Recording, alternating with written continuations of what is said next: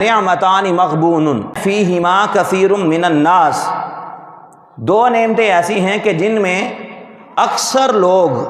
ان کے غلط استعمال کی وجہ سے خسارے اور گھاٹے کے اندر رہتے ہیں۔ الصحت والفراغ، ایک انسان کو اللہ نے صحت عطا کی ہے، یہ اللہ کی بندے پر نعمت ہے، اور بندہ اپنی اس نعمت کو حاصل کرنے کے بعد بھی اللہ کا شکر ادا کرتا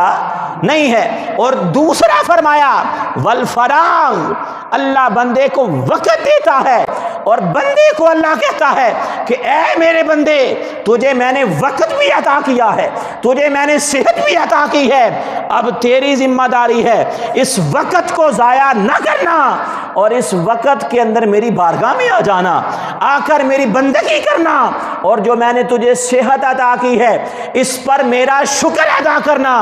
اگر یہ دو کام کرے گا تو میں اللہ تجھے کامیابیاں عطا کر دوں گا۔ لیکن آج ہر بندہ اپنے گریبان میں جھانک کے ہم اپنے آپ سے خود سوال کریں کہ کیا ایسا نہیں ہے کہ ہمارے پاس اگرچہ کچھ نہ ہو، ہمارے پاس اگر اللہ نے ہمیں صحت عطا کی ہے،